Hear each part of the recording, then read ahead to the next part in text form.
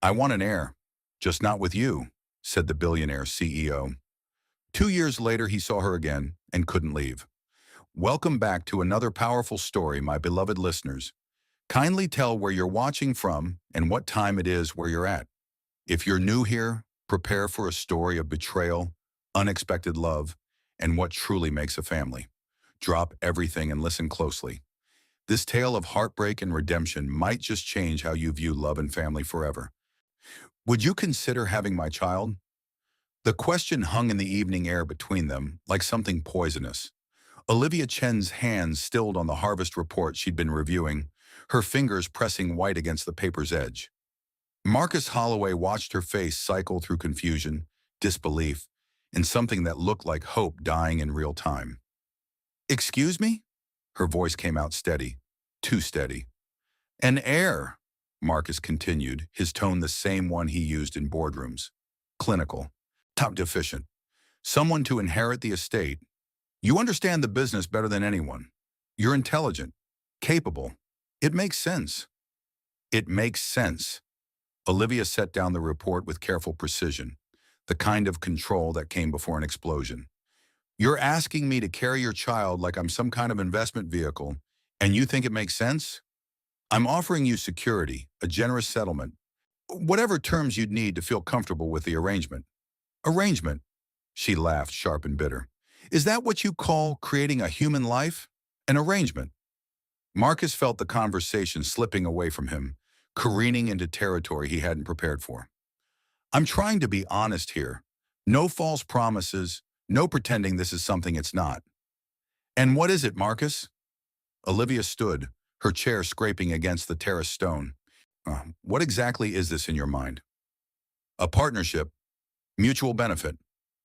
A partnership? Her voice dropped to something dangerous. I've been falling in love with you for 8 months. Every sunset we watched together, every conversation that lasted until midnight, every moment I thought we were building towards something real. And you just asked me to be a broodmare for your legacy. The words hit Marcus like a physical blow. She'd been falling in love with him. Past tense. Was. Not anymore. And Olivia, I didn't mean... Yes, you did. She picked up her bag, movements sharp with controlled fury. You meant exactly what you said. You looked at me and saw genetic potential, saw someone convenient enough to carry your heir, but not worthy enough to actually love. That's not what I said. It's exactly what you said. Olivia moved toward the door, then stopped without turning around. I'm resigning, effective immediately. I can't work for someone who sees people as resources to be allocated.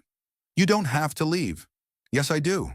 She turned and the devastation in her eyes gutted him. Because I can't stay here knowing that every kindness, every shared moment, every time you made me feel seen was just you evaluating whether I'd be a suitable vessel for your ambitions. Marcus opened his mouth. Nothing came out. Years of negotiation expertise, of always knowing the right thing to say, and he had nothing. Inner goodbye, Marcus. I hope you find someone willing to give you what you want. I hope your legacy keeps you warm at night. She left. Her footsteps faded down the stone stairs, across the gravel drive, into the darkness beyond the estate's gates. Marcus stood alone on the terrace, surrounded by acres of vines he owned, watching the taillights of her car disappear, finally understanding that he'd just destroyed the only thing he'd ever wanted that money couldn't buy. And he had no idea how to get it back. 8 months earlier, Olivia Chen had arrived at Holloway Estate with a worn briefcase and a chip on her shoulder the size of California. Marcus had been interviewing candidates for estate manager for 3 weeks. They all blurred together, impressive credentials, proper pedigree, the kind of polished professionalism that said nothing real and promised everything safe.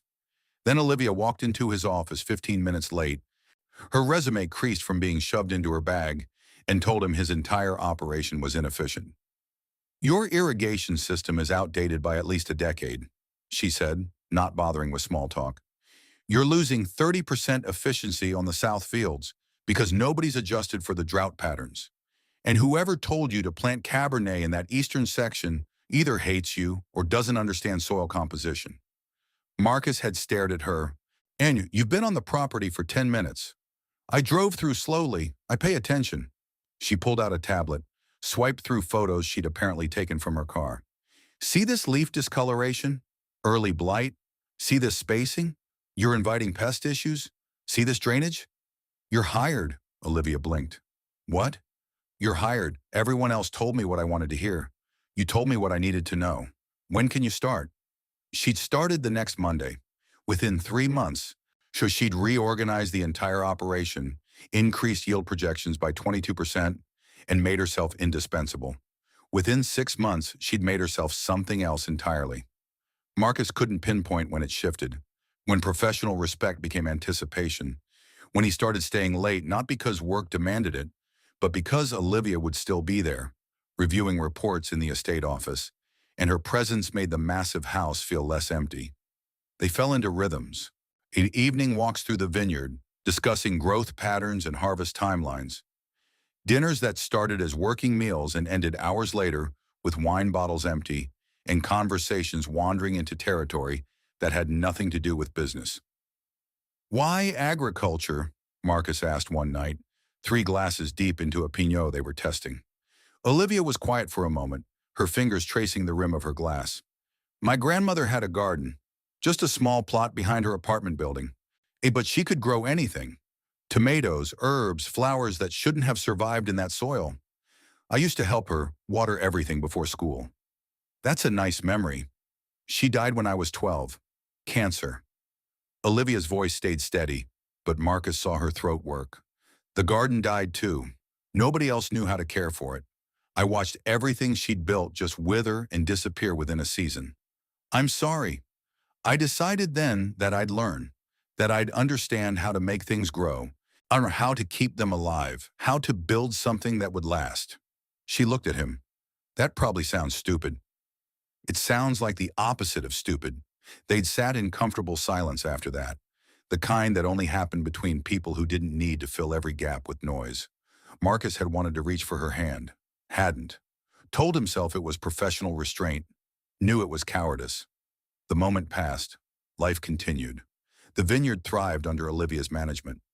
Marcus told himself he was content with the boundaries they'd established, that wanting more was unnecessary complication, that what they had was enough. He'd been lying to himself for months. The night he'd proposed his arrangement, he'd rehearsed the conversation for hours, made it logical, removed emotion from the equation, presented it as the rational solution it was. He'd prepared for negotiation, for questions about terms and conditions and legal frameworks, and he hadn't prepared for her to have been falling in love with him, hadn't prepared for the way she'd look at him like he'd gutted her, hadn't prepared for the possibility that he'd taken something beautiful and fragile and crushed it with his own hands. If you're watching Untold Desires by Mr. Lewis for the first time, welcome to stories that dig into the messy, complicated truth of human hearts. Subscribe so you don't miss what happens when pride and regret collide. The first week after Olivia left, Marcus told himself he'd made the right decision. The estate manager position was filled within 72 hours. Gerald Morrison came with 15 years of experience, impeccable references, and the personality of a tax document. He ran operations with mechanical efficiency, sent daily reports that Marcus never read, and made 0 attempts at conversation beyond absolute necessity. It was exactly what Marcus thought he'd wanted. Professional, clean, uncomplicated. It felt like living in a museum. Marcus threw himself into expansion, acquired 2 neighboring vineyards that had been considering selling for years, launched a premium label targeting international markets, spent 18-hour days in meetings with distributors, lawyers, and marketing teams who all said yes to everything and meant nothing by it. The business grew. The profits climbed. Industry publications ran features about the Holloway estate's aggressive expansion. Marcus's vision, the legacy he was building, none of it touched the growing void inside his chest. 2 months after Olivia resigned, Marcus found himself in the estate office at 2 in the morning, staring at the chair where she used to sit. Her coffee mug was gone. The small succulent she'd kept on the windowsill had died from neglect. Even the air smelled different now, sterile, empty. His phone sat on the desk. Her number still saved under Olivia Chen, estate manager, because he hadn't been able to bring himself to delete it. He'd typed and deleted 17 different messages over the past 8 weeks. I'm sorry. Can we talk? I made a mistake. I miss you. Each one felt inadequate, manipulative, too little, too late. So he sent nothing, did nothing. Let the silence stretch into weeks, then months, telling himself he was respecting her choice to leave. Are the lights on? Is everything all right? The lights on? Is everything all right? Marcus looked up from the chair he'd been staring at. Fine. Just reviewing some files. Gerald glanced at the empty desk, the dark computer screen, the obvious lie. To his credit, he didn't push. I'll be finishing the South Field inspection at dawn if you need anything. Thank you. Gerald. The older man hesitated at the door. Sir, if I may, the previous manager, Ms. Chen, she left detailed notes about seasonal transitions. Very thorough. I've been following her protocols and the results have been excellent. Good. That's good. She was quite talented. Marcus said nothing. Gerald took the hint and left. Alone again, Marcus pulled up Olivia's resignation email on his phone. He'd read it so many times he'd memorized every word. Marcus, effective immediately, I'm resigning from my position as estate manager. I'll ensure all transition documentation is complete and accessible. Gerald Morrison has agreed to start Monday. Thank you for the opportunity to work with Holloway Estate. I learned a great deal. Best regards, Olivia Chen. Formal. Professional. Completely devoid of the warmth that had colored their every interaction for months. She'd learned a great deal. Past tense, over, done. Marcus set down the phone and looked out at the vineyard stretching into darkness. Somewhere out there, Olivia was building a life that didn't include him. Somewhere she was waking up and not thinking about evening walks or shared silences or the way he'd made her feel like a transaction instead of a person. The realization that he might never see her again hit him with unexpected force. He'd lost people before. His mother had left when he was 16, choosing her freedom over her family. His father had drunk himself to death 3 years later, leaving Marcus an estate and a legacy and no guidance on how to carry either. But those losses had felt inevitable, tragic but somehow expected. This was different. This was his own fault, his own choice, his own spectacular failure to recognize what he had until he'd destroyed it. Marcus sat in Olivia's empty office until the sun came up, surrounded by the evidence of her absence, finally understanding what loneliness actually meant. 6 months after Olivia left, Marcus attended an agricultural industry conference in San Francisco. He hated these events. Networking felt like performance art, everyone playing roles, reciting scripts about synergy and innovation, while meaning absolutely nothing by any of it. But the keynote speaker was discussing sustainable vineyard practices, and Marcus's lawyer had suggested he maintain industry visibility, so he went. The speaker was competent, but uninspiring. Marcus checked his phone every few minutes, counting down until he could leave without being rude. Then during the Q&A session, a voice from the back of the room asked a question that made his entire body go rigid. You mentioned water conservation strategies, but how do you balance efficiency with quality during drought conditions, without compromising the root systems long-term? Olivia. Marcus turned so fast he nearly knocked over his water glass. She stood 3 rows from the back, holding a microphone, her hair shorter than he remembered, wearing a gray suit he'd never seen before. She looked thinner, tired, beautiful in a way that made his chest physically hurt. The speaker launched into an answer Marcus didn't hear. Blood rushed in his ears. His hands gripped the armrests of his chair hard enough that his knuckles went white. Olivia sat down when her question was answered. She didn't look in his direction, didn't seem to notice him at all. Marcus spent the rest of the presentation watching her instead of the speaker, cataloging tiny changes, the way she held her pen, the notes she was taking, the absent gesture of tucking hair behind her ear that he'd seen 1,000 times before. When the session ended, she gathered her things quickly, efficiently, like someone who had places to be and no interest in networking. Marcus stood. His legs felt unsteady. He needed to talk to her, needed to apologize. Needed to tell her everything he'd spent 6 months not saying. He made it halfway across the room before someone grabbed his elbow. Marcus Holloway, Robert Chen, Chen Agricultural Consulting. I've been hoping to speak with you about Marcus tried to politely extract himself. Failed. Robert Chen had opinions about irrigation technology and apparently infinite time to share them. By the time Marcus managed to escape, Olivia was gone. He searched the conference hall, the lobby, or the coffee stations. Nothing. His assistant called about a contract issue that required his immediate attention. Marcus handled it from the hotel business center, distracted, making decisions he'd normally deliberate over for hours without really thinking about any of them. That evening, he saw her again. The conference hotel had a restaurant on the top floor. Marcus was dining alone, as he usually did, going through emails on his phone while eating food he didn't taste. Olivia walked in with three other people, colleagues clearly. They were laughing about something, relaxed and comfortable with each other. She looked happy. The realization hit Marcus like a knife between the ribs. She looked happy, not performing happiness or faking it, genuinely content. She'd moved on, built a life, found people who made her laugh, all without him.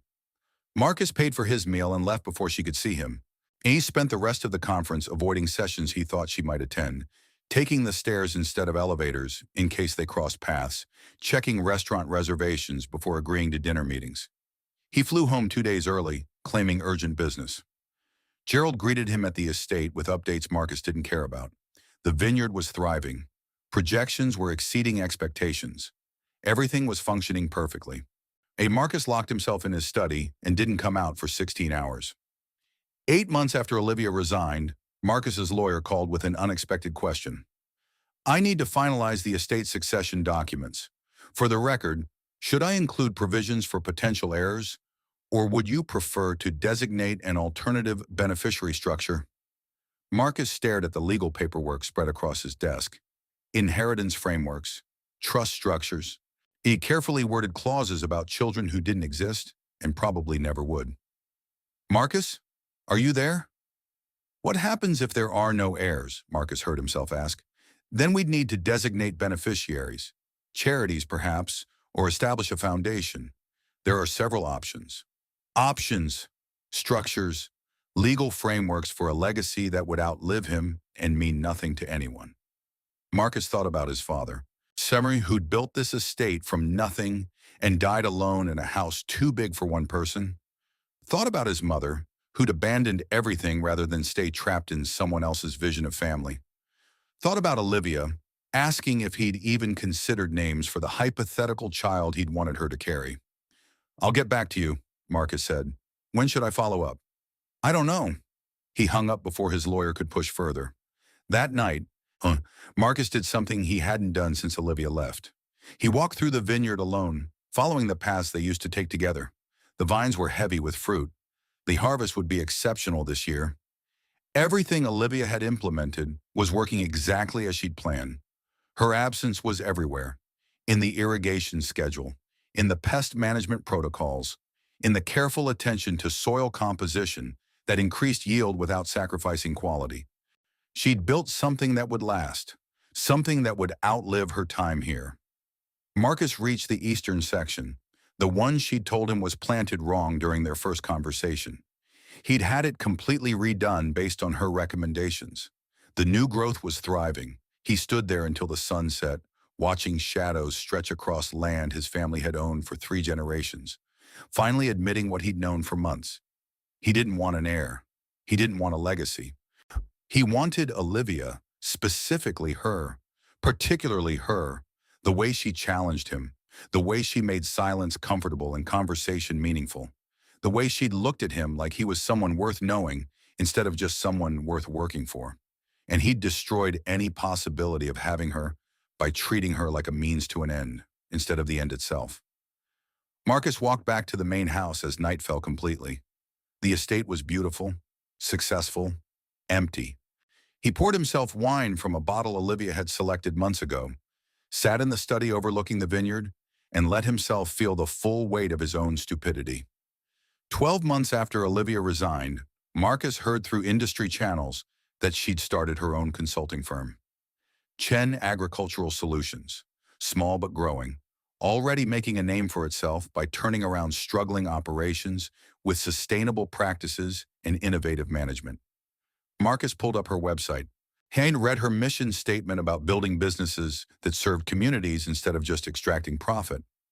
Looked at photos from client sites, Olivia kneeling in soil, examining plants, explaining something to farmers who hung on every word.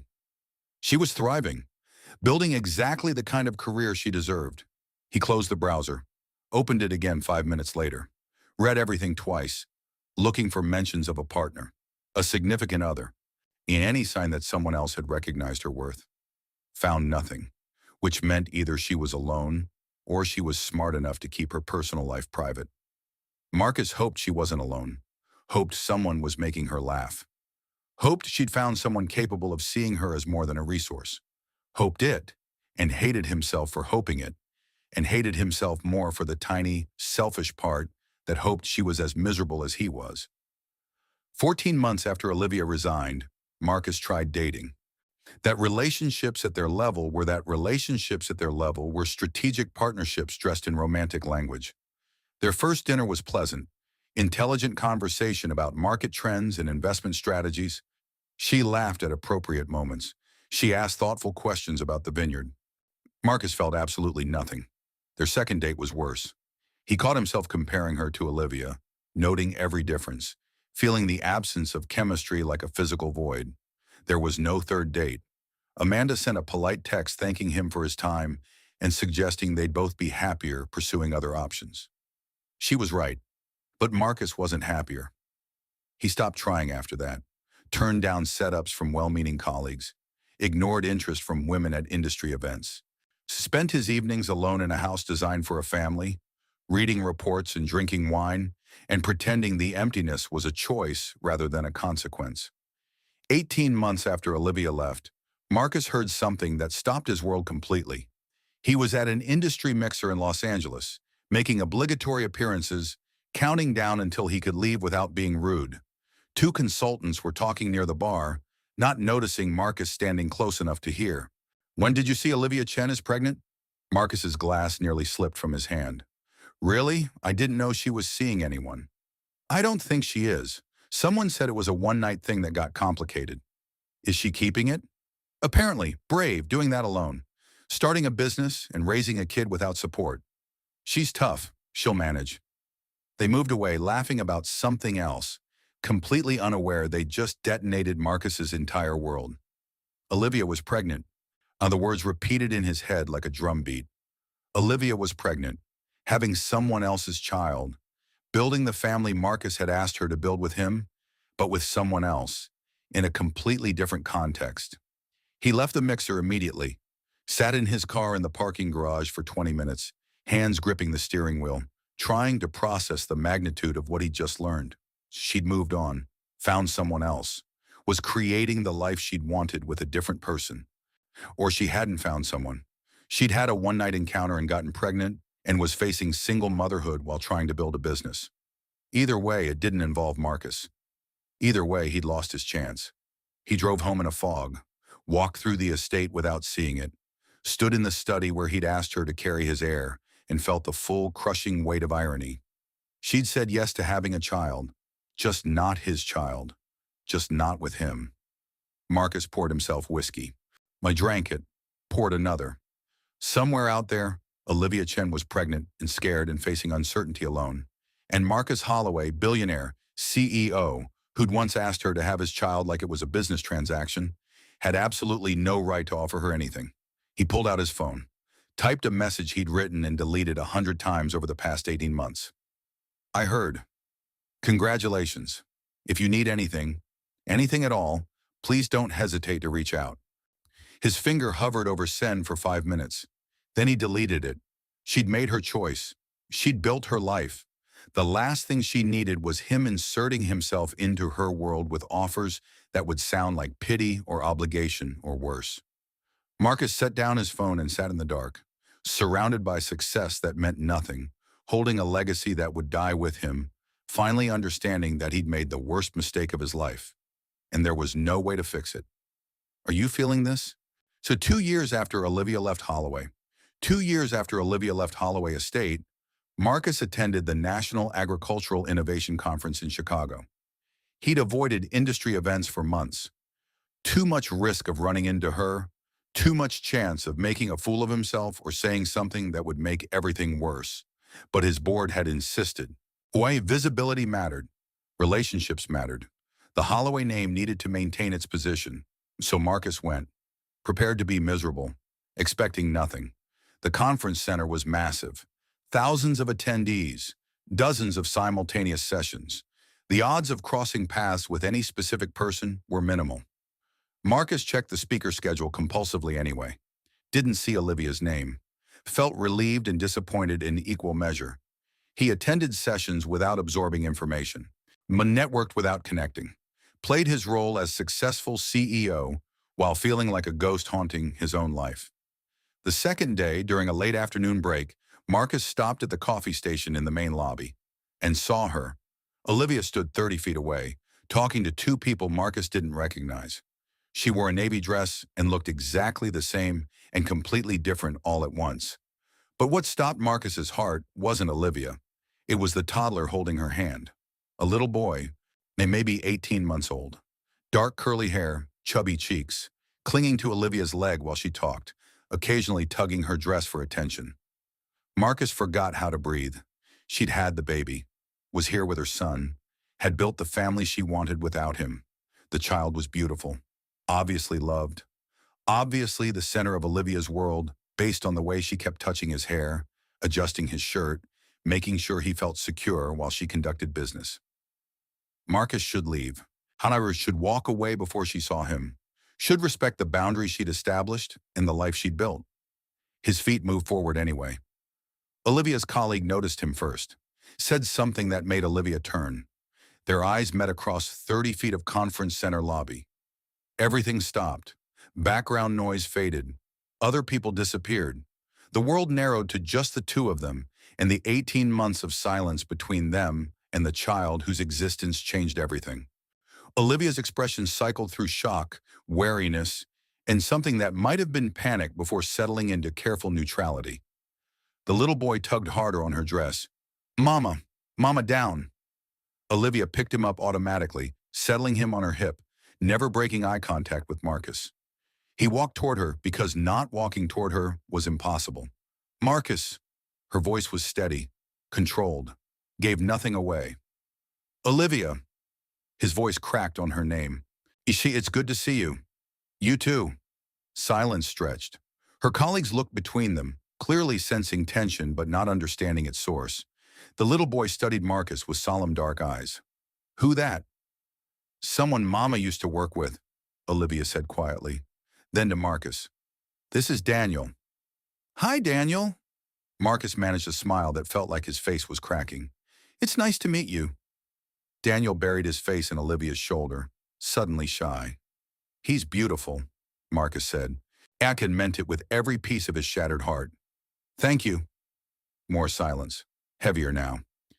"I should let you get back to," Marcus started. "How have you been?" Olivia interrupted. The question was polite, surface level, the kind you asked acquaintances. "Good. The estate is doing well. Expansion's been successful." Lies, all lies. "You?" "Busy. The firm's growing faster than I expected. It's been challenging with Daniel, but we're managing." "We're managing, not I'm managing. We," and Marcus's chest constricted. "That's great. I'm glad things are working out." "Are they?" Olivia asked, and something in her tone suggested she was asking about more than business. Daniel squirmed. "Mama, snack." "In a minute, baby." Olivia adjusted her grip on him, her attention divided between her son and Marcus. "I need to take him to the childcare room. They close soon." "Of course, I didn't mean to keep you." Olivia nodded, started to turn away, stopped. "Put Marcus." "Yeah? It's good to see you, really." She paused. "Even if it's complicated." "Complicated is my specialty," Marcus said, attempting humor and failing. Olivia almost smiled, didn't quite make it. "Take care of yourself." "You too." She walked away, Daniel waving over her shoulder at Marcus with that unself-conscious friendliness of toddlers who hadn't learned to hold grudges yet. Marcus stood in the middle of the conference lobby, surrounded by hundreds of people, I'm feeling more alone than he'd ever felt in his life. Olivia had a son, a beautiful, healthy son she was raising while building a business and managing everything alone. And Marcus had nothing except money and property and a legacy that would die when he did. He left the conference early, again, claimed urgent business, again, drove to the airport and booked the first flight home, unable to spend another minute in a building where Olivia existed with proof that she'd moved on completely. And the flight was smooth. Marcus didn't notice. He stared out the window at clouds and sky and nothing, replaying the conversation, analyzing every word, every pause, every moment. It's good to see you. Really, even if it's complicated. What did that mean? Was she being polite? Honest? Was there subtext he was missing? Marcus landed in California, drove to the estate, and poured himself whiskey he didn't want. His phone buzzed. Unknown number, Chicago area code. This is Olivia. If you're still in town tomorrow, would you want to get coffee? Just to talk. No pressure. Marcus stared at the message for 5 minutes, then typed back, I flew home already, but I can be back tomorrow if that works. 3 dots appeared, disappeared, appeared again. That's a long trip for coffee. It's important coffee. Longer pause this time. 10 a.m. cafe in the conference hotel lobby. I'll be there. Marcus booked a red-eye flight before he could second-guess himself and landed in Chicago at 7 in the morning, running on adrenaline and terror and hope he didn't deserve to feel. At 9:55, he sat in the hotel cafe, drinking coffee he didn't taste, watching the entrance like his life depended on it. At 10:03, Olivia walked in, alone this time. No Daniel, just her, looking tired and beautiful and guarded in ways she'd never been before he'd destroyed her trust. She sat down across from him without ordering anything. Yeah, thank you for coming back, she said. Thank you for asking me to. Silence, not comfortable, not hostile, just heavy with everything unsaid. How old is Daniel? Marcus asked because he needed to know and couldn't think of any other way to start. 16 months. He's beautiful. You said that yesterday. It's still true today. Olivia's fingers traced patterns on the table, a nervous gesture he'd never seen from her before. His father isn't in the picture. It hasn't been since I told him I was pregnant. Marcus's jaw tightened. His loss. Maybe, but it's Daniel's loss too. Kids deserve better than being abandoned before they were even born. The words landed like accusations. Deserved accusations. Is that why you wanted to talk? Marcus asked carefully. To tell me about Daniel's father? No, Olivia met his eyes. I wanted to tell you that seeing you yesterday broke something open I've been trying to keep closed for 2 years, and I don't know what to do with that. Marcus's heart stopped, started again, raced. What do you want to do with it? He managed. I don't know. I'm so angry at you still. For how you made me feel. For what you asked. For treating something precious like a transaction. I know. I'm sorry doesn't begin to cover it, but I'm sorry anyway. But I'm also... Olivia stopped, started again. I'm exhausted, Marcus. Running a business and raising a toddler alone is harder than I ever imagined. And yesterday when I saw you, my first thought wasn't anger. It was relief. Like maybe I didn't have to do everything alone anymore. You don't, Marcus said immediately. Whatever you need, whatever Daniel needs, I'm here. Why? Olivia's voice sharpened. Why would you help raise another man's child? Where's the benefit for you? What's the arrangement? The question hit like a slap. Deserved, earned. Marcus took a breath. Let it out slow. There's no arrangement, no benefit, no transaction. I just... He struggled for words that wouldn't sound manipulative or self-serving. I spent 2 years realizing that I destroyed the best thing in my life because I was too scared to call it what it was. And if there's any chance, any possibility that you'd let me try to be part of yours and Daniel's life, not as a business arrangement or a legacy plan, just as someone who wants to show up and be there, I'll take it. Olivia's eyes filled with tears she didn't let fall. I don't trust you, Marcus. I know. I don't know if I can ever trust you again. I understand. But Daniel deserves to have people in his life who show up consistently, who care about him without conditions. She wiped her eyes roughly. So if you're serious about this, if you're actually willing to be present without needing it to benefit you somehow, then maybe we can try. Slowly, with boundaries. Whatever boundaries you need, Marcus said, his voice rough with emotion he couldn't control. Whatever pace you're comfortable with, I'll show up, I promise. Don't promise. Olivia stood, gathering her bag. Just do it. Promises are easy. Showing up is hard. When can I see you again? Marcus asked. You and Daniel? Olivia pulled out her phone. Give me your number. I'll text you when we're back home. We can figure something out. Marcus gave her his number. Watched her save it. She started to leave, then pause. Marcus? Yeah? Why now? Why are you willing to help raise Daniel when 2 years ago you couldn't even imagine loving a child you'd have biological connection to? The question deserved honesty, complete vulnerable honesty. Because I learned the hard way that biology doesn't make family. Choice does. Showing up does. Loving someone even when it's inconvenient or scary or doesn't serve your interest does. Marcus met her eyes. And I've spent 2 years being too much of a coward to choose anything that mattered. I don't want to be that person anymore. Olivia studied his face for a long moment. Whatever she saw there must have satisfied something, because she nodded. We'll see if you mean it. She left. Marcus sat in the cafe for another hour, staring at his phone, waiting for a text that might not come, hoping for a chance he didn't deserve. At noon, his phone buzzed. We're flying home tomorrow. You can come visit Friday afternoon if you want. Daniel's nap time is 1 to 3. Come after that. Marcus typed back immediately. I'll be there. Thank you. No response came, but none was needed. Marcus booked a flight home, checked out of the hotel, and spent the entire journey wondering if he was capable of becoming the kind of man who deserved a second chance. Wondering if 2 years of regret was enough to overcome 2 minutes of cruelty. Wondering if love could be learned by someone who'd spent his entire life running from it. He didn't have answers. But Friday afternoon, he'd show up at Olivia's door with no agenda except being present. And maybe, possibly, that would be enough to start rebuilding what he'd destroyed. Friday afternoon arrived with the weight of Judgment Day. Marcus stood outside Olivia's apartment building at 3:15, 15 minutes late because he'd circled the block 6 times trying to calm his nerves. He held a bag containing a wooden train set he'd spent 2 hours selecting, second-guessing every choice, and wondering if bringing a gift was manipulative or appropriate or just desperate. The building was modest, clean but not luxurious, the kind of place where young professionals lived while building careers, where single mothers raised children on budgets that didn't include extras. It was nothing like the estate, nothing like the world Marcus inhabited. He pressed the buzzer for Unit 2C. Hello? Olivia's voice crackled through the intercom.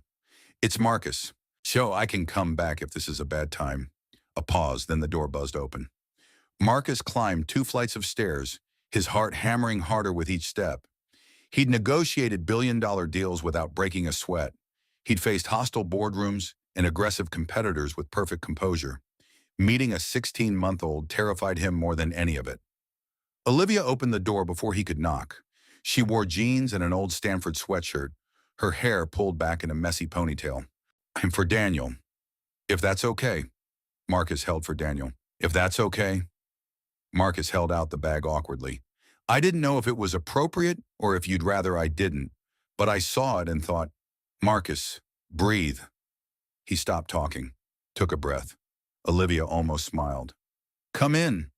The apartment was small, living room flowing into a kitchen barely big enough for one person. On toys scattered across every surface, children's books stacked on the coffee table, the controlled chaos of a life built around a toddler's needs. Daniel sat on the floor, building something elaborate with blocks. He looked up when Marcus entered, his expression serious and evaluating. Daniel, you remember Mr. Marcus from the conference? Olivia said gently. Daniel stared at Marcus without speaking. Hi, Daniel. Marcus crouched down to the toddler's level, keeping his distance. What are you building? Tower. Daniel's voice was high and clear. He placed another block carefully. Big tower. That's a very impressive tower. Daniel nodded, accepting this as obvious fact.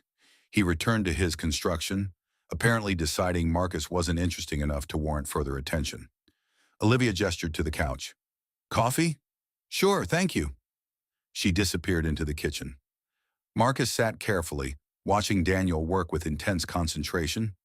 The little boy's tongue poked out slightly when he focused, exactly the way Olivia's did. The observation made Marcus's chest tight. Olivia returned with 2 mugs, handed one to Marcus, sat in the chair across from him rather than beside him. Maintaining distance, setting boundaries. Ground rules, she said quietly. You're here as a visitor, not as someone with rights or claims. Daniel's routine doesn't change. His needs come first. If I ask you to leave, you leave immediately without argument. Understood? Understood. And Marcus, Olivia's voice dropped lower. If you're doing this because you feel guilty or because you want to prove something to yourself, figure that out now and walk away. He's 16 months old. He won't remember you if you disappear tomorrow. But if you stick around for 6 months and then leave, that will hurt him. So be very, very sure you're ready for this. Marcus met her eyes. I'm sure. Are you? Because parenting isn't board meetings and strategic planning. It's bodily fluids and tantrums in the same cartoon 47 times in a row. It's boring and exhausting and often thankless. What part of that fits into your carefully controlled world? None of it, Marcus admitted, which is probably why my carefully controlled world feels empty. Olivia studied him. You've changed. Have I? You used to have all the answers. Now you seem like you're trying to find questions worth asking. Before Marcus could respond, Daniel's tower collapsed with a crash. The toddler's face crumpled. His lip trembled. Oh, baby. Olivia moved immediately, scooping Daniel up. It's okay. We can build it again. No, Daniel wailed, his distress genuine and complete. Tower gone. All gone. I know, sweetheart. But we can make a new one, even bigger. Daniel cried harder, his small body shaking with the kind of grief only toddlers could feel over destroyed block towers. Olivia rocked him, murmuring comfort, completely focused on her son. Marcus felt utterly useless. He had no idea how to help, no framework for comforting a crying child, no experience with this kind of raw emotion. He picked up the blocks anyway, started stacking them, built a foundation. Daniel's crying stuttered. He peered over Olivia's shoulder at what Marcus was doing. And want to help me make it even taller than before? Marcus asked quietly. Daniel sniffled, nodded. Olivia set him down carefully. Daniel toddled over to Marcus, grabbed a block, placed it on the structure with deliberate care. Good job, Marcus said. That's perfect. They built in silence. Daniel's tears dried. His breathing evened out. He became absorbed in the task, the earlier tragedy forgotten in the joy of creation. Olivia watched from the chair, her expression unreadable. 20 minutes later, they'd constructed a tower twice the size of the original. Daniel clapped his hands with delight. Big tower, he announced proudly. The biggest tower, Marcus agreed. Daniel grinned, then immediately knocked it down himself, laughing at the crash. Marcus blinked. I thought we were building it. Building is half the fun, Olivia said, amusement coloring her voice. Destruction is the other half. Welcome to toddlers. Daniel was already gathering blocks to start again. More tower! Marcus looked at Olivia. Does this continue indefinitely? Until he gets bored or hungry or tired. So yes, indefinitely. They built 17 more towers over the next hour. Daniel destroyed each one with increasing theatrical flair. Marcus found himself laughing at the sheer absurdity of it, at the pure joy on Daniel's face, at the simple pleasure of doing something completely pointless and somehow meaningful. Around 5, Daniel started rubbing his eyes. Someone's getting sleepy, Olivia observed. Say goodbye to Mr. Marcus, baby. No! Daniel climbed into Marcus's lap with the confidence of a child who'd already decided this adult was safe. More towers.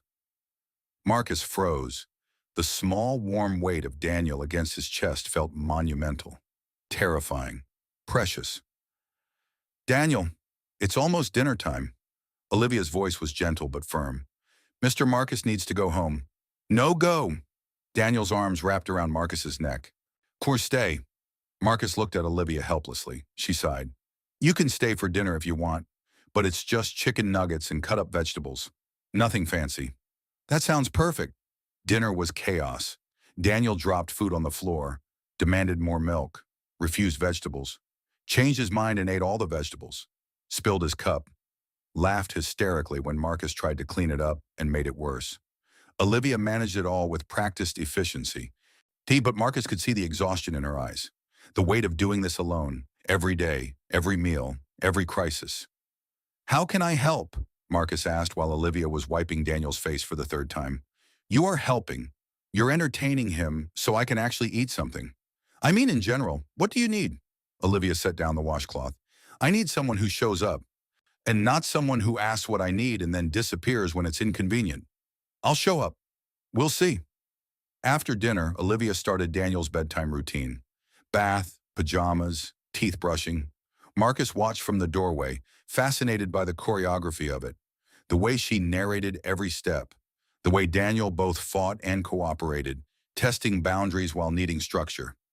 Book, Daniel demanded, clean and pajama-clad. 2 books, Olivia negotiated. Then sleep. Daniel considered this. 3 books. 2 books or no books. Daniel's face scrunched up, considering rebellion. Then he nodded. 2 books. Big books. Olivia gathered him up, settled into the rocking chair in his small bedroom. Marcus stood in the hallway, not sure if he was welcome. You can come in if you're quiet, Olivia said without looking up. Marcus entered carefully, sat on the floor against the wall, trying to make himself small and unobtrusive. Olivia read 2 books. Her voice was soft, soothing, perfect for the drowsy toddler in her lap. Daniel's eyes grew heavy. His thumb found his mouth. By the end of the 2nd book, he was mostly asleep. She stood with practiced grace, settled him in his crib, covered him with a small blanket, kissed his forehead, whispered something Marcus couldn't hear. They left the room quietly, pulling the door mostly closed. In the living room, Olivia collapsed on the couch. He'll be up twice tonight. He's maybe 3 times if he's teething. Every night? Most nights. Sometimes he sleeps through. Those nights feel like miracles. She closed her eyes. This is what you're signing up for, Marcus. Exhaustion, repetition. Needs that don't care about your schedule or your plans. Marcus sat in the chair across from her.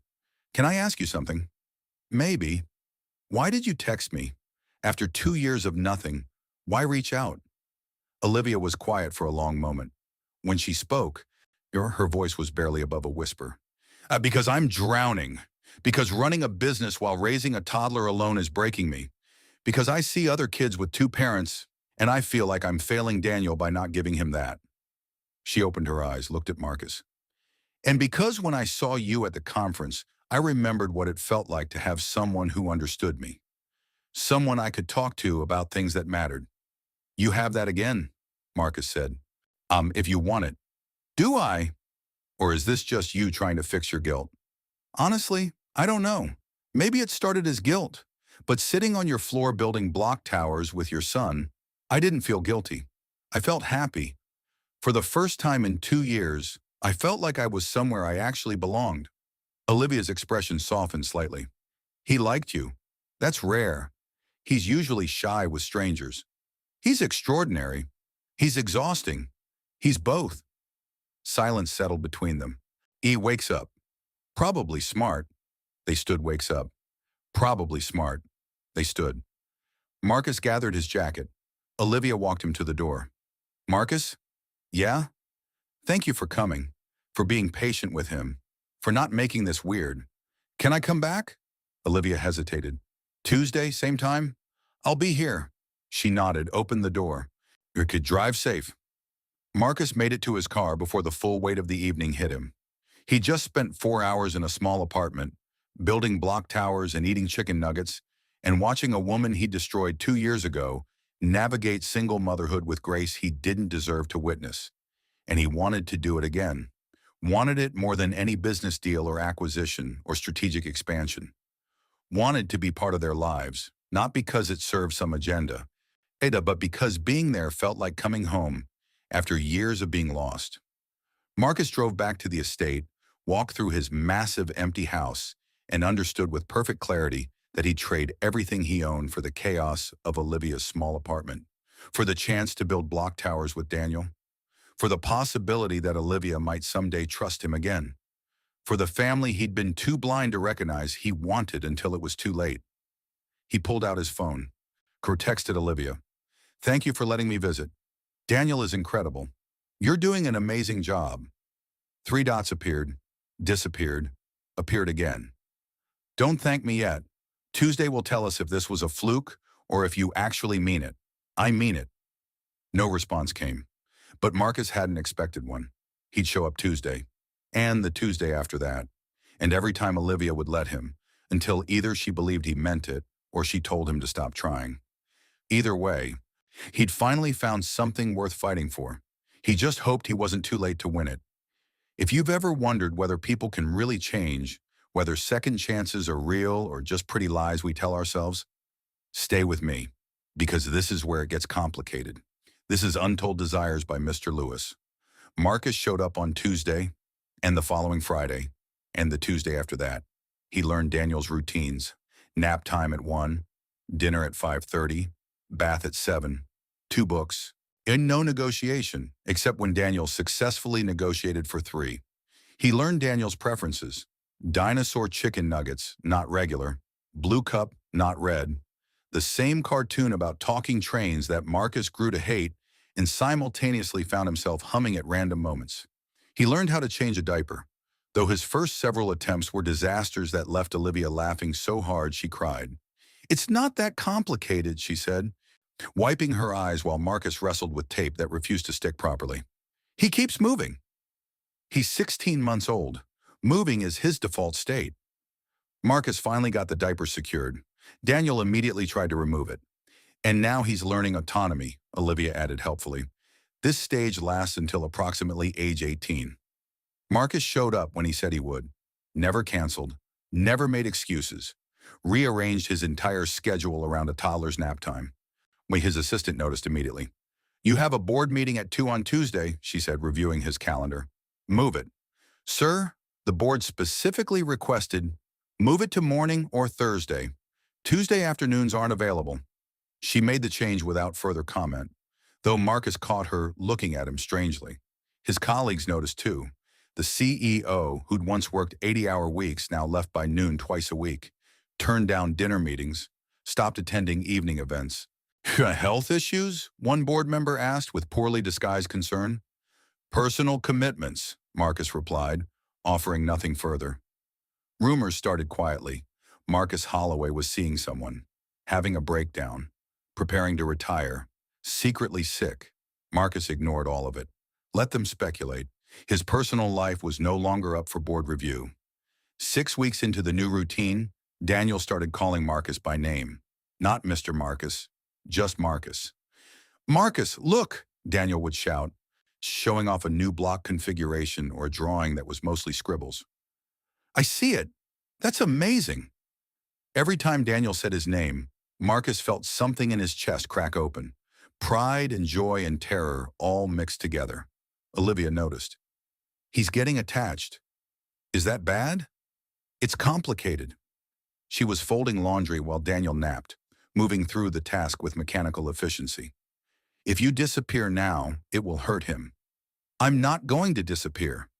"You say that now. But what happens when this novelty wears off? When you remember you have an empire to run and a life that doesn't include chicken nuggets and tantrums?" Marcus set down the book he'd been reading. "This isn't novelty for me, Olivia. This is the first time in my life I've felt like I'm doing something that actually matters. Raising someone else's child matters more than your legacy." The question was a test. They both knew it. "Yes," Marcus said simply. "Well, not because legacy is just ego with better marketing. This is real. Daniel is real. You're real. Everything else is just noise." Olivia's hands stilled on the tiny shirt she was folding. "You've really changed, haven't you?" "I've tried to. I don't know if it's enough." She looked at him fully. "What do you want from this, Marcus?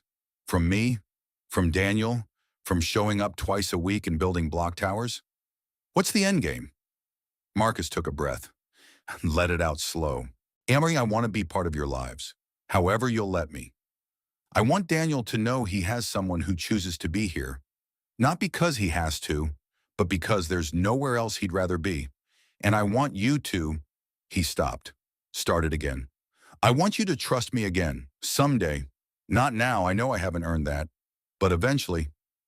And if I never do, if the best I can offer is supervised visits twice a week, then I'll take that and be grateful for it. Olivia studied his face. Shibri, you mean that? I've never meant anything more. She returned to folding laundry. Okay. Okay? Okay, keep showing up. Keep being consistent. We'll see what happens. It wasn't forgiveness. Wasn't even acceptance, really. But it was possibility. And that was more than Marcus had any right to expect. 3 months into the routine, everything changed. Marcus was at the estate, reviewing quarterly projections that bored him to tears, when his phone rang. Olivia, middle of the day. Our daycare. But his father showed up. Marcus, he's fine. He's at daycare. But his father showed up. Marcus went cold. What? Tyler, Daniel's father. He showed up at my office an hour ago demanding to see him, saying he has rights, saying he wants custody. Where are you? Still at the office. He left after I threatened to call security, but Marcus, he seemed serious. Wait, what if he tries to take Daniel? He won't. I'm coming to you. Don't leave. Don't pick up Daniel alone. I'll be there in 20 minutes. Marcus made the drive in 15, breaking at least 4 traffic laws. Found Olivia in her office, pacing, her phone clutched in her hand. Tell me everything, he said. The story came out in fragments. Tyler had disappeared the moment Olivia told him she was pregnant, blocked her number, refused all contact. She'd tried reaching out once after Daniel was born, got no response, gave up. Now 18 months later, he was back, claiming he'd made a mistake, saying he wanted to be involved, threatening legal action if she didn't grant him access. He doesn't get to do this, Olivia said, her voice rising. He doesn't get to abandon us and then waltz back in whenever it's convenient. No, he doesn't. Marcus pulled out his phone. I'm calling my lawyer. We'll file for sole custody. Get a restraining order if necessary. He won't get near Daniel. Marcus, I can't afford a custody battle. Do you know what lawyers cost? What happens if he actually fights this? Then we fight back, with every resource I have. Olivia stopped pacing. Why would you do that? Daniel isn't yours. This isn't your problem. Marcus looked at her, really looked at her. Yes, he is. He might not be mine biologically, but he's mine in every way that matters. And I'm not letting anyone hurt him. When not Tyler, not anyone. Something in Olivia's expression cracked. Tears spilled over, running down her face unchecked. I'm so scared, she whispered. What if he takes him? What if I lose him? Marcus crossed the room, pulled her into his arms before he could second-guess the gesture. She collapsed against him, sobbing into his chest, her whole body shaking. You're not going to lose him, Marcus said quietly, fiercely.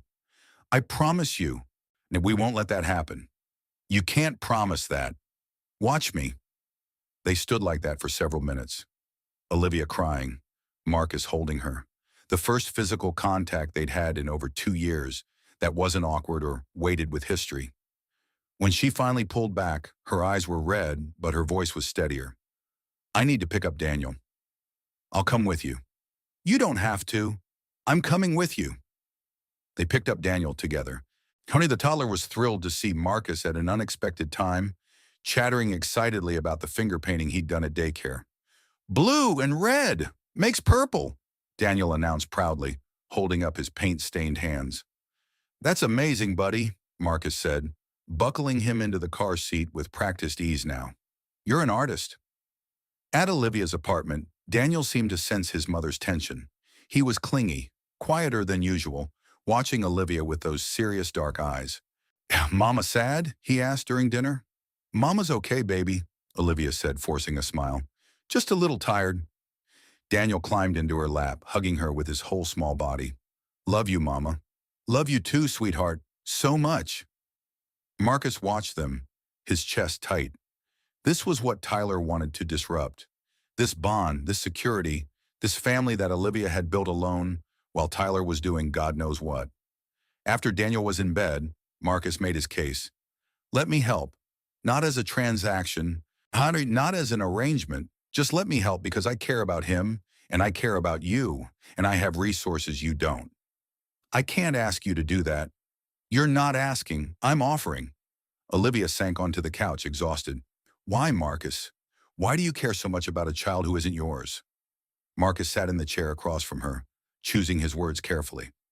When I asked you to have my child 2 years ago, I thought I wanted an heir, someone to carry on the family name, a legacy. He paused. But watching you with Daniel, seeing how you love him, how you sacrifice for him, how you put him first in everything, I realized I had it backwards. It's not about biology or last names or legacy. It's about choosing someone every day, even when it's hard, especially when it's hard. That's what being a parent is, Olivia said quietly. I know that now, and I want to choose him, want to choose you both, want to be someone Daniel can count on, not because he has to. Yosh won't do it again? You don't. I can't won't do it again? You don't. I can't prove it with words. I can only prove it with time and consistency and being here even when it's inconvenient or scary or doesn't serve my interests. He leaned forward. So let me be here now. Let me help with Tyler. So, okay, but Marcus, if you're doing this, I'm not going to let you get away with it. I'm not going to let you get away with it. I'm not going to let you get away with it. I'm not going to let you get away with it. I'm not going to let you get away with it. I'm not going to let you get away with it. I'm not going to let you get away with it. I'm not going to let you get away with it. I'm not going to let you get away with it. I'm not going to let you get away with it. I'm not going to let you get away with it. I'm not going to let you get away with it. I'm not going to let you get away with it. I'm not going to let you get away with it. I'm not going to let you get away with it. I'm not going to let you get away with it. I'm not going to let you get away with it. I'm not going to let you get away with it. I'm not going to let you get away with it. I'm not going to let you get away with it. I'm not going to let you get away with it. I'm not going to let you get away with it. I'm not going to let you get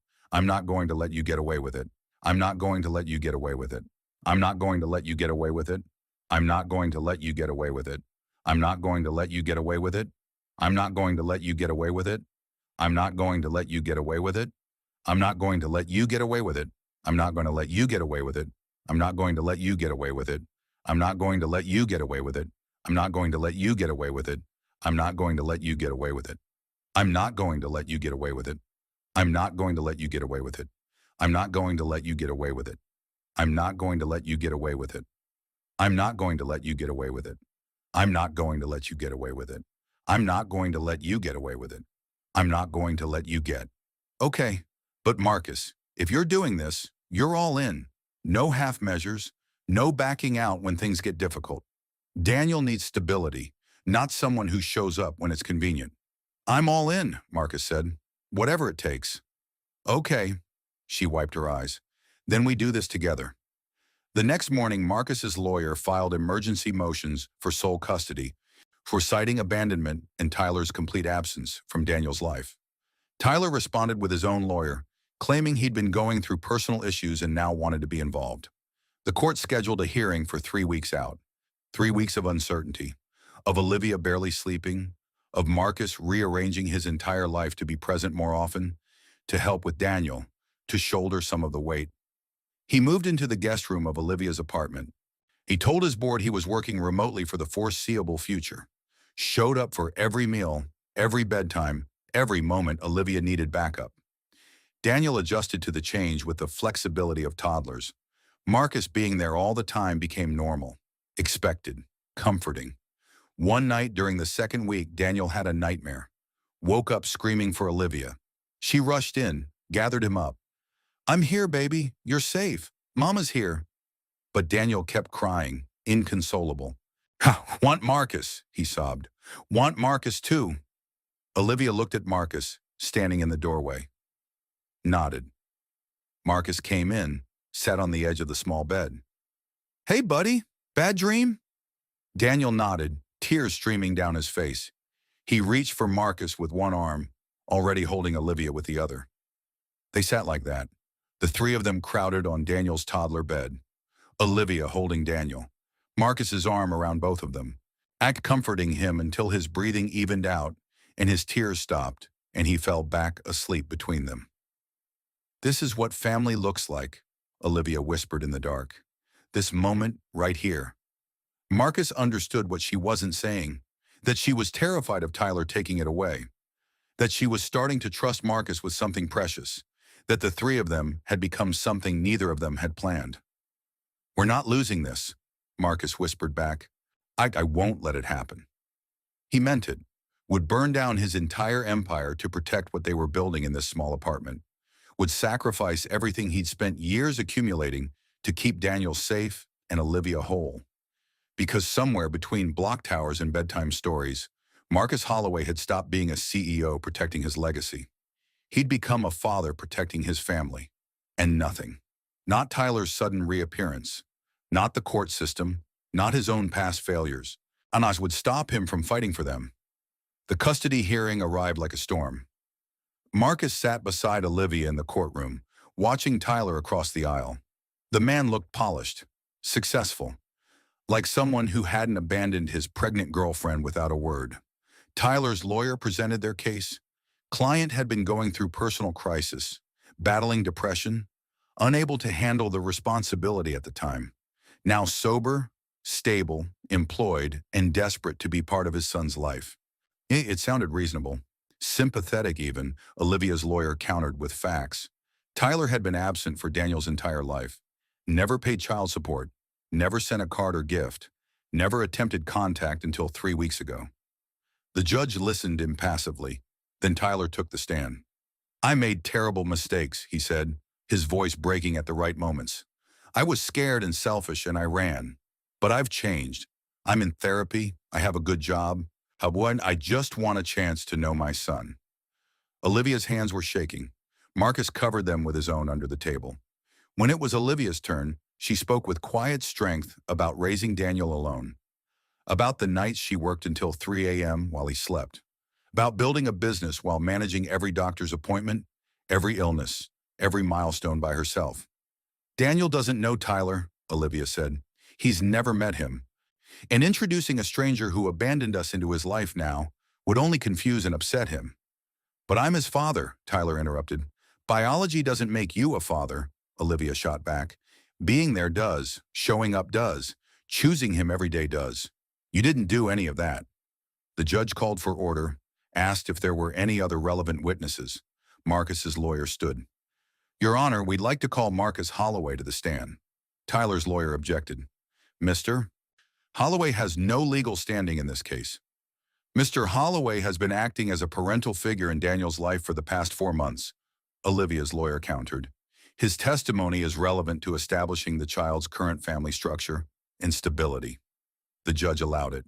Marcus took the stand, his heart pounding. He'd face congressional committees with less anxiety. "Mr. Holloway," Olivia's lawyer began, "what is your relationship to Daniel Chen?" Marcus looked at Daniel, who was with a court-appointed supervisor in a nearby room, blessedly unaware of the battle being fought over his future. "I'm someone who shows up," Marcus said. "I help with meals and bedtime and building block towers. I read him the same books every night because routine matters. I changed my entire schedule to be there twice a week, then more often when Olivia needed support. I'm not his biological father. Family isn't about biology, or legal family isn't about biology or legal rights. It's about showing up consistently, being present in the hard moments, and choosing people even when it would be easier to walk away." Tyler's lawyer stood for cross-examination. "Mr. Holloway, how long have you known Miss Nia Chen?" "About 3 years." "And you've only been involved in Daniel's life for 4 months?" "Yes." "So you're a relatively recent addition, hardly a parental figure." "I'm a recent addition who's been there every single day for the past 4 months," Marcus said evenly, "which is 4 months more than Mr. Tyler has managed in Daniel's entire life." Objection. Sustained. "Mr. Holloway, please answer only the questions asked." Tyler's lawyer continued. "Isn't it true that you asked Ms. Chen to have your child 2 years ago and she refused?" The question landed like a bomb. Olivia's eyes went wide. Marcus's lawyer started to object, but Marcus held up a hand. Yes, I asked her to have my child as part of a business arrangement. It was the worst mistake of my life, and she rightfully told me no. So you've demonstrated poor judgment regarding children and family before? I've demonstrated that I was wrong, that I've learned, that I understand now what I didn't then about what actually matters. And what matters, Mr. Holloway? Showing up, being consistent, loving someone without needing them to serve your interests. Things Mr. Tyler still hasn't learned, apparently. The judge called for order again. Tyler's lawyer sat down, looking satisfied that he'd exposed Marcus's past. But when the judge called a recess to review the evidence, Olivia grabbed Marcus's hand. Thank you, she whispered, for being honest. For defending us. Always, Marcus said. 2 hours later, the judge returned with a decision. Based on the evidence presented, I'm granting Ms. Chen sole physical and legal custody of Daniel Chen. Mr. Tyler will be allowed supervised visitation 1 afternoon per month, with the possibility of increased visitation if he demonstrates consistency over the next 6 months. Tyler's face crumpled. His lawyer started to object. However, the judge continued, I'm also noting for the record that Mr. Holloway's presence in this child's life appears to be stable and beneficial. While he has no legal rights as a non-biological, non-adoptive parent, his commitment to this family is clear. Olivia collapsed against Marcus, sobbing with relief. They won. Daniel was safe. Tyler would have minimal supervised contact, and only if he proved himself over time. Outside the courthouse, Tyler approached them. I'm sorry, he said, his voice rough. I was a coward. You were right about everything, Olivia. I just hope someday Daniel will want to know me. Then prove it, Olivia said quietly. Show up for those supervised visits. Be consistent. Maybe in a few years, when he's old enough to understand, we can try. But you have to earn it. Tyler nodded, walked away. Marcus watched him go, feeling no satisfaction, just relief that the threat was gone. Let's go get our son, Olivia said. Our son, not my son. Our son. Marcus's chest felt too tight to breathe. They collected Daniel from the supervisor. The toddler launched himself at Olivia with a squeal of delight. Mama, missed you. Missed you too, baby. Olivia covered his face with kisses.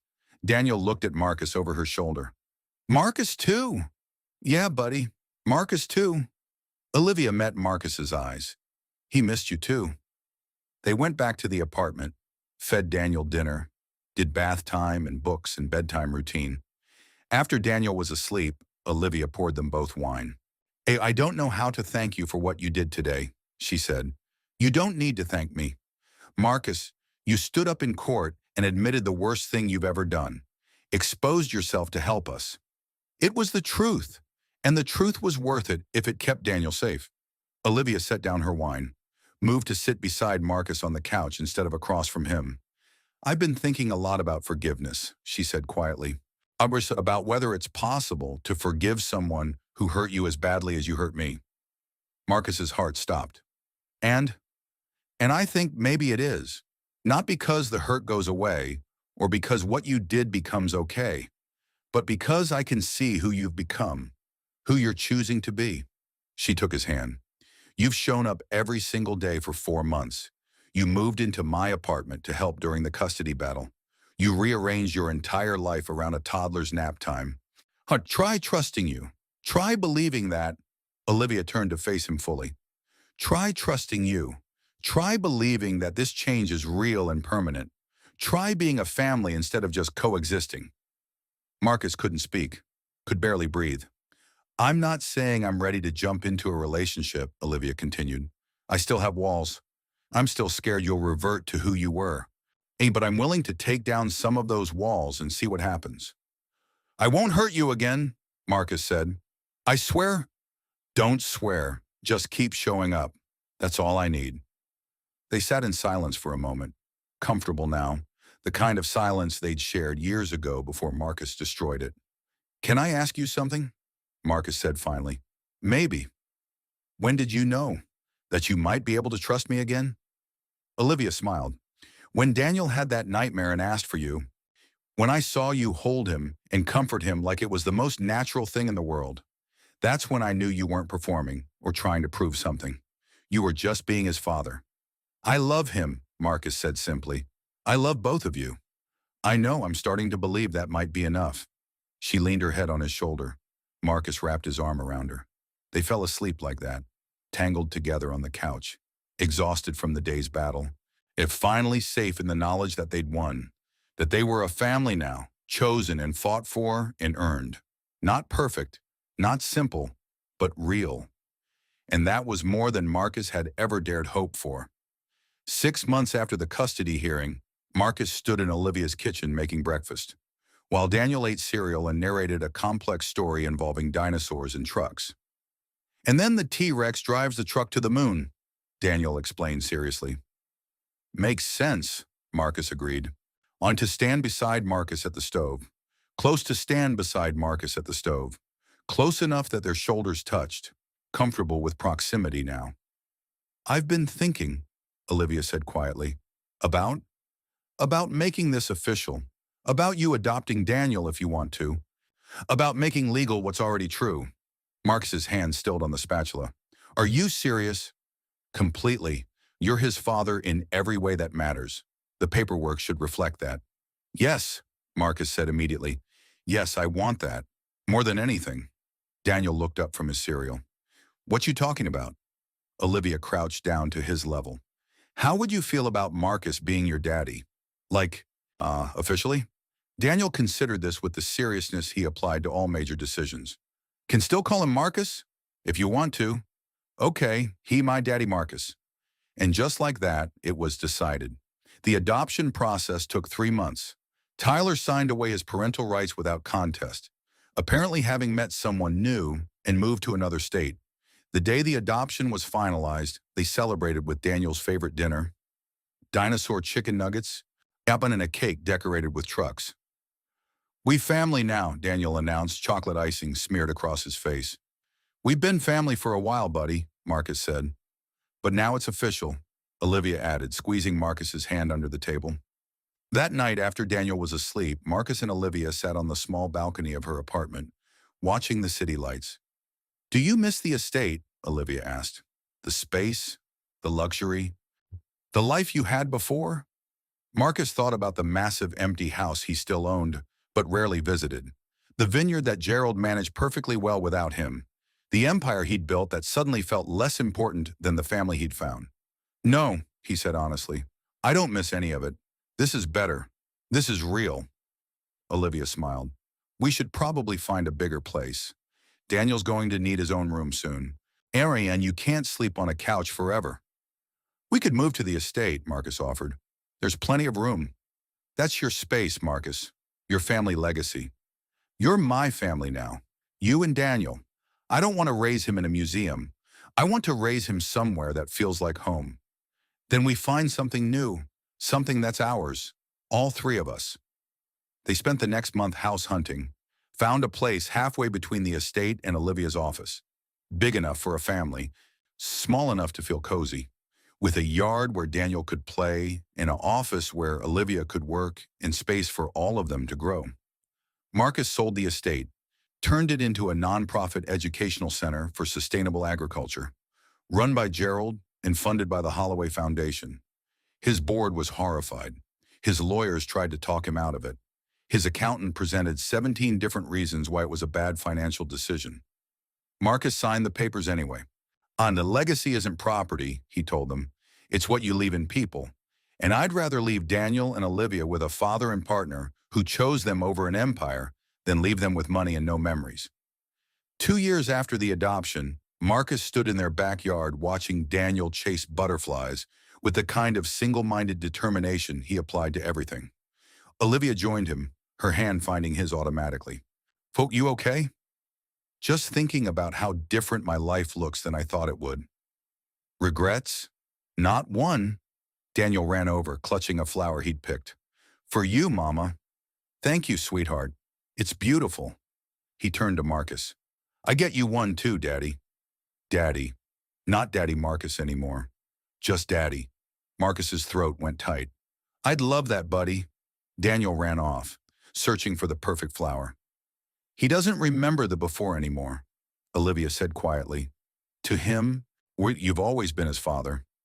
That's how it should be. Olivia leaned against him. I forgave you, you know, fully. I realized it a few weeks ago. I'm not holding on to the hurt anymore. Marcus turned to look at her. When did that happen? I don't know exactly, but I woke up one morning and realized I was happy. Not just content, genuinely happy. And I couldn't be happy while holding on to pain. So I let it go. I don't deserve that. Maybe not, but you earned it anyway. By showing up. By being consistent. By loving us even when it was hard. Daniel returned with a dandelion. It's yellow, your favorite. Marcus accepted it solemnly. It's perfect, thank you. That night after Daniel was in bed, Marcus pulled out a small box. I've been carrying this for 6 months, he said, opening it to reveal a simple ring. Waiting for the right moment. I don't know if this is it, but I can't wait anymore. Olivia's eyes filled with tears. Oh, I'm not asking you to fix the past or forget what I did, Marcus continued. I'm asking you to build the future with me. Officially, legally, in front of everyone who matters. Will you marry me? Olivia took the ring, examined it, slipped it on her finger. Yeah, she said simply, because you've proven that people can change. That mistakes don't have to be permanent. That sometimes the best things come from being brave enough to try again. They married 6 months later. Small ceremony. Win and fear. You taught me that real legacy and fear. You taught me that real legacy is in the people you love and the life you build together. Thank you for giving me a second chance I didn't deserve. I'll spend the rest of my life earning it. Olivia's vows were simpler. You showed up every day, even when it was hard. That's all love really is, showing up. Thank you for finally learning that. 5 years after Marcus first walked back into Olivia's life, he found himself sitting on the floor of their living room building block towers with Daniel. Daniel was 6 now, starting first grade. Still obsessed with dinosaurs, but also developing opinions about everything from weather patterns to why vegetables existed if nobody really wanted to eat them. Daddy, why did you and Mama not know each other when I was a baby? Daniel asked. He's placing a block with careful precision. Marcus glanced at Olivia, who was reading nearby. She nodded, permission to answer honestly. Because I made some mistakes before you were born, I wasn't smart enough to know what really mattered. What matters? People, family, love, the things you can't buy or build or control. Daniel considered this. Did you learn? I'm still learning. Every day. That's okay. Learning is good.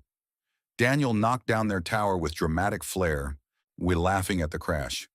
Let's build again. They built 17 more towers that afternoon. Daniel destroyed each one with increasing creativity. And Marcus thought about legacy, about the vineyard he'd sold, about the empire he'd dismantled, about the carefully controlled life he'd abandoned. He'd lost all of it and gained everything. Because his legacy wasn't in property or business or the Holloway name. It was in this moment, building block towers with his son while his wife read nearby. Or in the ordinary magic of a life chosen over a life controlled, in showing up every day, even when it was hard, especially when it was hard. That night, tucking Daniel into bed, Marcus read 2 books like always. Love you, Daddy, Daniel said sleepily. Love you too, buddy, so much. You my best, Daddy. You're my best son, Daniel giggled. I'm your only son. Makes you the best by default. Smart kid. In the hallway, Olivia waited. They stood together watching Daniel fall asleep. When this miracle they'd somehow created from broken pieces and second chances. Thank you, Marcus whispered. For what? For letting me try. For believing I could change. For giving me this family. Olivia took his hand. Thank you for proving me right. They closed Daniel's door gently, went to their own room, fell into the comfortable rhythms of a life built together, and Marcus Holloway, former billionaire CEO, who'd once asked a woman to bear his child as a transaction, he fell asleep holding his wife, grateful beyond measure that he'd learned the difference between wanting an heir and choosing a family, that he'd learned love wasn't something you demanded or arranged, it was something you earned, day by day, block tower by block tower, by showing up and staying present and choosing people over everything else, by being brave enough to change and humble enough to keep trying even when you didn't deserve another chance. The lesson was simple, painfully simple. Legacy doesn't live in property or bloodlines or names carved in stone. It lives in the people you choose to love, the family you build from broken pieces, the second chances you earn through consistency instead of words. Marcus had wanted an heir. He'd gotten a son.